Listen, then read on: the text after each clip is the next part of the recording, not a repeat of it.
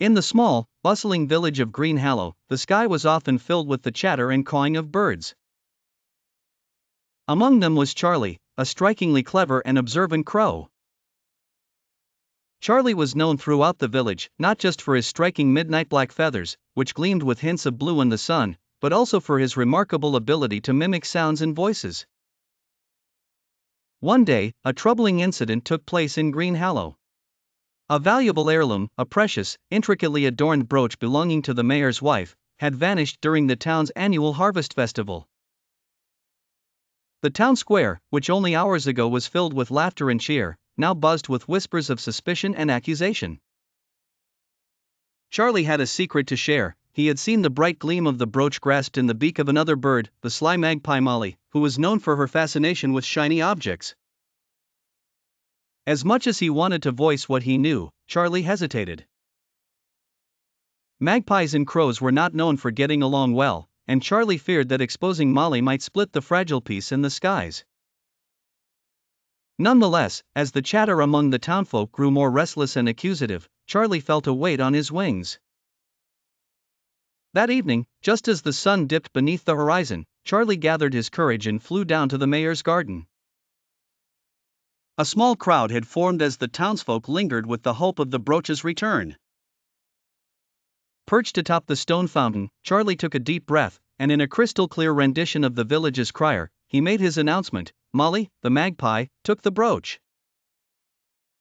Gasps rippled through the crowd, and eyes widened in surprise. Some townsfolk were doubtful, wondering if it was just one of Charlie's tricks. Yet, Mayor Gravel, a wise and fair man with twinkling eyes, understood the grave resolve in Charlie's mimicry. "Let us not cast blame impulsively," he said with a calm voice, yet one that profoundly echoed throughout the square. "But let us see if there's truth in what Charlie has shared." The villagers agreed to follow the mayor, accompanied by a group to witness any developments.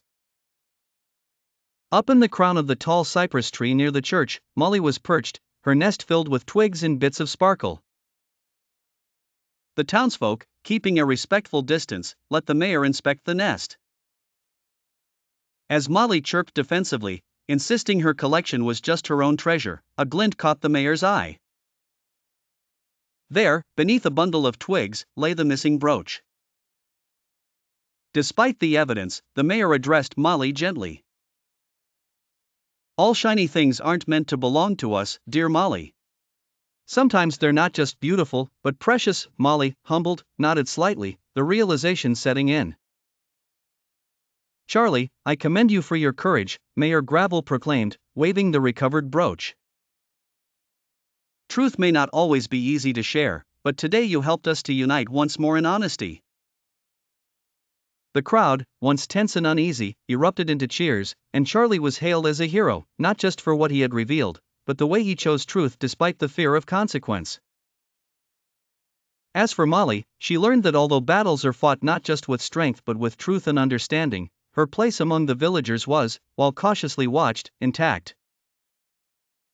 And so, peace was restored to Green Hallow, the skies now carrying not just the sounds of the wind or the calls of birds, but a reminder: to tell the truth, even if it's hard, is to be brave.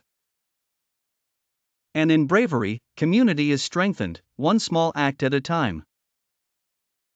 Thus, Charlie flew higher than ever, not just with his wings but with the respect and trust of all who heard his tale.